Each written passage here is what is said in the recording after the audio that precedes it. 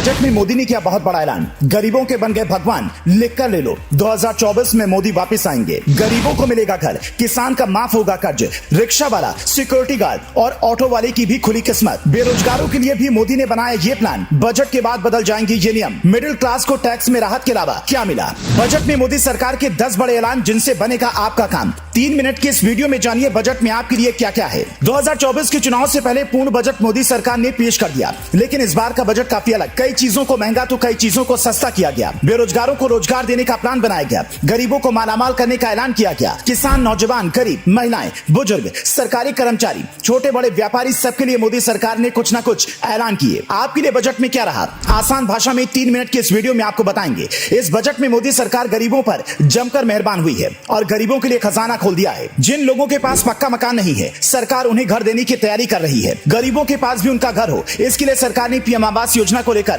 Budget में बड़ा ऐलान किया। वित्त मंत्री निर्मला सीतारमन ने घोषणा की कि प्रधानमंत्री आवास योजना का बजट 66% बढ़ाकर 89,000 करोड़ रुपए कर दिया गया है। इस योजना के तहत ग्रामीण और शहरी इलाकों में आवास बनाने के लिए सरकार 2.5 लाख रुपए की मदद देती है। इसके अलावा देश में कोई भूखा न सोए, इसके लिए सरकार ने राशन देने का फैसला लिया। पीएम गरीब कल्याण अन्न योजना 1 साल के लिए आगे बढ़ाई जा रही है। इसके तहत लगभग 2 लाख करोड़ रुपए का बजट रखा गया है, जिसके जरिए 80 करोड़ गरीब लोगों को 5 किलो फ्री राशन दिया जाएगा। बता दें कि इस योजना की शुरुआत महामारी के दौरान की गई थी, जिससे अब तक बंद नहीं किया गया है, ताकि गरीबों को राशन मिलता रहे और वो भूखे न सोएं। बजट में हमेशा मिडिल क्लास को ज्यादा कुछ नहीं मिलता, लेकिन इस बार मोदी सरकार ने मिडिल क्लास को भी खुश कर दिया। नई टैक्स रिजीम में टैक्स छूट की 5 लाख की सालाना आय की सीमा बढ़ाकर 7 लाख कर दी गई है। यानी कि अब साल में 7 लाख रुपए तक की कमाई करने वालों को इनकम टैक्स नहीं देना होगा। इसके अलावा मोदी सरकार ने जेल में बंद गरीब कैदियों के परिवार वालों को भी तोहफा दिया है। असल में देश में कई ऐसे कैदी हैं जो पैसे की तंगी की वजह से सजा पूरी होने के बाद भी रिहाई के लिए तय की गई रकम न होने की वजह से जेल में बंद रहते हैं। अब ऐसे गरीबों की मदद के लिए सरकार ने हाथ आगे बढ़ाया है।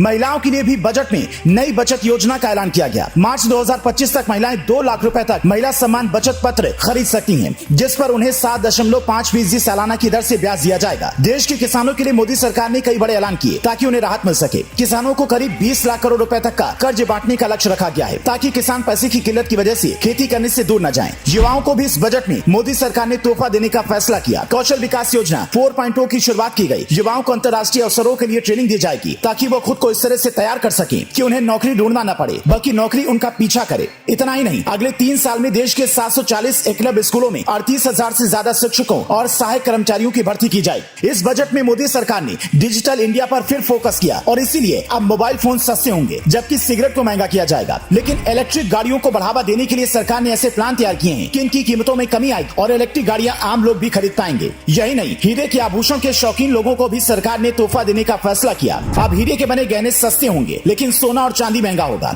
इसके अलावा कपड़े के दाम भी कम होंगे। आपको बता दें कि नरेंद्र मोदी सरकार का आखिरी पूर्ण बजट है। अब देखने वाली बात होगी कि 2024 के लिए मोदी सरकार ने जनता को अपनी तरफ खींचने के लिए जो तोहफे जनता को दिए, उनका क्या असर पड़ेगा। मोदी सरकार के इस बजट से आप कितने खुश हैं, कितना नंबर देना चाहेंगे, कमेंट करके जरूर बताएं।